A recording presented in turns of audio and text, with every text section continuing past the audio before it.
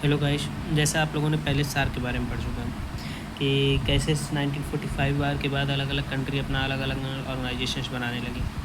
And tax मतलब tax के लिए एंड व्यापार के लिए नाफ्टा साफ्टा अभी आगे पढ़ा दिया जाएगा। नाफ्टा साफ्टा भी बताएंगे। तो उसी प्रकार से हमने देखा कि सार्क बनाया गया था और सार्क जो ऑर्गेनाइजेशन बना 1985 में बना था।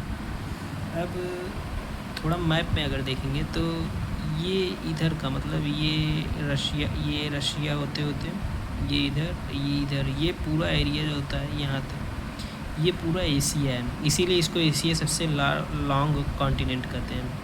ये अफ्रीका है, ठीक। एंड ये यूरोप है, इधर नॉर्थ अमेरिका, इधर साउथ अमेरिका, ये ऑस्ट्रेलिया। तो अब हम इधर बात करते हैं। अभी हमने ये पढ़ा था, जैसे कि हम सभी जानते हैं कि ये मतलब मैप में हम देखेंगे तो ऊपर का एरिया नॉर्थ, नीचे का एरिया साउथ, इधर ईस्ट, ये वाला साइड ये साइड एरिया ईस्ट, एंड इधर जो होता है वेस्ट होता है।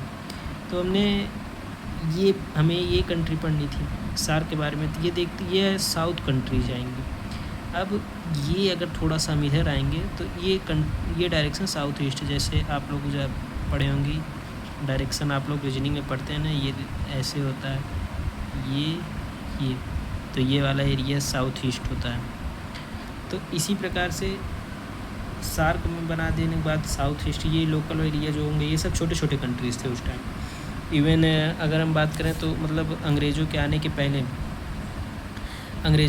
पहले भी हम मतलब मुग़ल के आने के पहले हमारी जो जीडीपी मतलब थी वो 33 रुपये मतलब थी। मतलब 33 रुपये की बात करें उस टाइम जीडीपी नहीं निकाली जाए, लेकिन जो पूरा वर्ल्ड लेवल पे जो ट्रेड होता था उन सभी ट्रेड में 33% ट्रेड का अकेले हिस्सा भारत से होता था। तो समझ रहे मतलब 100 में से 33%। एंड इवन जब अंग्रेज़ गए तो मुश्किल से 1.5% वो बच गया। तो उसी प्रकार से अब ये बड़ी कंट्री में गिनी जाती थी ये सब। तो अब इन छोटे कंट्री को उभरने का भी मौका मिलना चाहिए था। तो उसी प्रकार से छोटे कंट्री को बनने के लिए इन्होंने एक अपना अलग ऑर्गेनाइजेशन बनाया जिसे हम कहते हैं आसियान। अब आसियान में क्या हुआ कि एसोसिएशन ऑफ ईस्ट साउथ मतलब साउथ ईस्ट एशियन। अब इसकी बात करेंगे तो हुआ क्या कि इसकी जो फाउंडिंग हुई ये 8 अगस्त 1967 में हुई।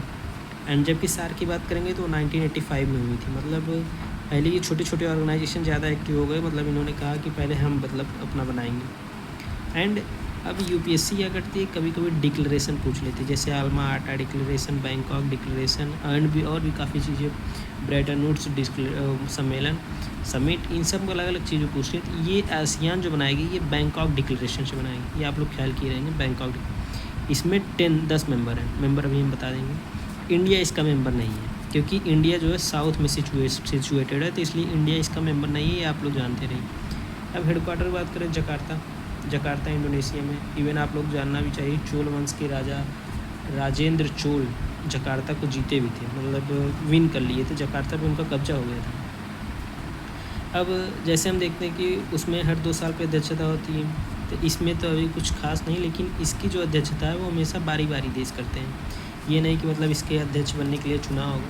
इसके जो अध्यक्ष होते हैं वो बारी बारी बनते हैं। अभी लेटेस्ट जो बैठक हुई है 46 बैठक, तो उसमें जो अध्यक्ष था वो मलेशिया था, और मलेशिया में ही सिचुएटेड भी हुआ है। मलेशिया की राजधानी कुआलालंपुर 2025 में हुई ये बैठक। अब अगर हम इसके कंट्री की बात करें तो सार्क की कंट्री में आप लोग जानते होंगे कितने लोग हैं टोटल। एंड सार्क के बाद मतलब सार्क आप लोगों को उम्मीद है, मतलब हमें उम्मीद है कि आप लोगों को सार्क के बारे में नॉलेज होगी, क्योंकि हमने पिछली वीडियो में डिस्कस किया है सार्क के बारे में। अब अगर हम देखें सार्क के बाद अगर हम बात करेंगे तो अब हम आसियान के बारे में बात करेंगे। एंड आसियान की कंट्री को अगर हम दिखाएंगे तो ये देखिए, इवन इसमें इसलिए ले लिए हैं क्योंकि इधर वाला पार्ट देखेंगे तो ये वाला पार्ट इंडिया से सटा हुआ है, ये पूरा पार्ट उसमें नहीं शो हो रहा था, तो इसलिए इसको हमने बड़ा ले लिया है। अब है क्या इसमें देखिए, ये म्यांमार सबसे बड़ा, मतलब इंडिया के 4 कंट्री मतलब 4 स्टेट से सटा हुआ, 4-5 स्टेट से सटा हुआ है ये म्यांमार। ये आसियान का मेंबर है जो भारत से 1937 में अलग हुआ था। ये आप लोग जानते रहिए कि ये 1937 में अलग हुआ है इंडिया से, एक्ट ऑफ 1935। म्यांमार का नाम वर्मा है और वर्मा में इस टाइम मिलिट्री शासन है। क्योंकि म्यांमार के जो इसके पहले जो प्रेसिडेंट थे वो इंडिया के सपोर्टिव थे। तो बाकी ग्लोबल पॉलिटिक्स से चलता रहता है, तो हम आपको ग्लोबल पॉलिटिक्स भी अच्छी खासी जानकारी दे देंगे। म्यांमार यहीं पे है रंगून। वो आप लोगों ने शाहिद कपूर की मूवी देखी होगी, शाहिद कपूर की है क्या मालूम। एंड ये देखिए थाईलैंड तो इवन सभी लोग जानते होंगे। अभी जो हमारी लेटेस्ट बैठक हुई है थाईलैंड में, क्या बिम्स्टेक की 6th बैठक थाईलैंड। अभी हम आगे आप लोगों को पढ़ाएंगे बिम्स्टेक। आप लोग ऐसे हमसे जुड़े रहिए, हम आप लोगों को हर एक ऑर्गेनाइजेशन की एकदम बेसिक से बेसिक जानकारी हम आप लोगों ने। ये थाईलैंड हो गए, म्यांमार हो गया, थाईलैंड हो गया, ये ऊपर लाओस होगा। अभी लाओस में भी कोई बैठक हुई है, ख्याल नहीं आ रहा है हमको, लेकिन लाओस में भी इवन एक बैठक हुई है। एंड ये होगा कंबोडिया के साथ भारत इंडिया और कंबोडिया का सिम्बैक्स अभ्यास होता है, एक्सरसाइज सिम्बैक्स। ये हम आप लोगों को बताएंगे, एक्सरसाइज ही बताएंगे। आप लोग अगर कहेंगे तो हम आप लोगों को अलग से एक्सरसाइज की पूरी वीडियोस बता देंगे। बस आप लोग हमसे जुड़े रहिए, क्योंकि अभी हमारा चैनल नया है एंड आप लोगों को हम बेसिक से बेसिक एकदम स्टार्टिंग करेंगे। तो आप लोग अगर स्टार्टिंग से जुड़े रहेंगे तो स्टार्टिंग से चीज़ों को समझने में ज़्यादा आसानी होगी। कंबोडिया हो गया, कंबोडिया के बाद ये आती है, ये पूरा एरिया, ये वियतनाम है। बात करेंगे तो ये पूरा एरिया जो है ये वियतनाम है, ये पूरा area Vietnam, Myanmar, Thailand, Laos, Cambodia, Vietnam. अब आता है ये मलेशिया देखिए, यहाँ भी मलेशिया, यहाँ भी मलेशिया, ये बीच में पूरा जुड़ा हुआ एरिया था। लेकिन हुआ क्या कि कोई सुनामी आई थी जिसकी वजह से बीच का एरिया धंस गया और ये कट गया, तो इस वजह से ये बीच में गैप हो गया। अब ये आधा अलग हो गया, आधा अलग हो गया, तो ये भी मलेशिया है ये।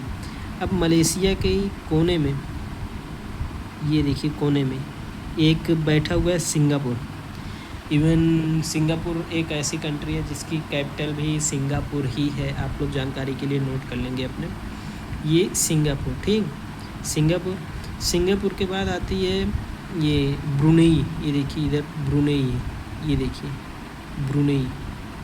ब्रुनेई के बाद ये इंडोनेशिया देखिए सबसे बड़ा है। इसमें छोटे छोटे द्वीप बने हुए हैं। एंड द्वीप बनने की वजह से ये सबसे बड़ा द्वीपों का समूह अगर हम बात करेंगे तो वो कंट्री है इंडोनेशिया। एंड इवन इसमें ज्वालामुखी भी बहुत ज़्यादा है, ठीक। इंडोनेशिया एंड ये फिलिपीन। इंडोनेशिया अभी नीचे एक इसके छोटा सा और कंट्री है, वो नहीं दिख रहा है, तिमोर लेस्टे पे जो है पहले ब्रिटेन का कब्जा था, बाद में ब्रिटेन से इंडोनेशिया को ध्यान दे दिया गया। लेकिन इंडोनेशिया से वो अलग होकर वो अपना अलग बनाना चाह रहा है तिमोर लेस्टे, लेकिन उसको Indonesia as a country accept नहीं करती है अभी भी। तो इंडोनेशिया कहती है कि अगर तिमोर लेस्टे आसियान में आएगा तो हम आसियान से एग्जिट हो जाएंगे। और इवन इंडोनेशिया इधर के एरिया में बात करेंगे तो सबसे मैक्सिमम बड़ा, सबसे ही बड़ा इंडोनेशिया। अगर इंडोनेशिया एग्जिट हो जाएगा तो बाकी आसियान मेंबर वालों को दिक्कत होगी, इसलिए तिमोर लेस्टे एक छोटी सी देश है, उसको निगलेक्ट कर दिया जाता है। तो उसी प्रकार से आप लोग भी अभी पढ़ रहे हैं, मतलब जैसे जैसे आप लोग आगे बढ़ेंगे, आपका जब पोस्ट बड़ा होता जाएगा तो आप लोगों की भी वैल्यू बढ़ जाएगी। फिर होता क्या है, इंडोनेशिया के बाद ये देखिए फिलीपींस है, ये फिलीपीन यहीं पे है। वो क्या कहते हैं यार, वो क्या कहते हैं, मरियाना ट्रेंच, चैलेंजर ट्रेंच जिसे कहते हैं, जो सबसे गहरा स्थल। तो इवन हम देख लेंगे, टोटल हमने 10 कंट्री बताई आप लोगों को।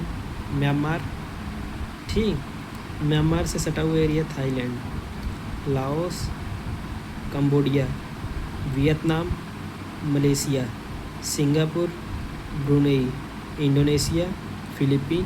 अब ये आप लोग बस जानकारी के लिए नोट कर लीजिए कि ये एक तिमोर लेस्टे भी है, लेकिन ये यूज नहीं होता है, मतलब ये मेंबर नहीं है, लेकिन फिर भी आप लोग जानकारी के लिए रख लीजिए। तो टोटल 10 मेंबर हो गए। उम्मीद करते हैं कि आप लोगों को वीडियो पसंद आई होगी एंड बाकी की वीडियो हम बाद में बताएं।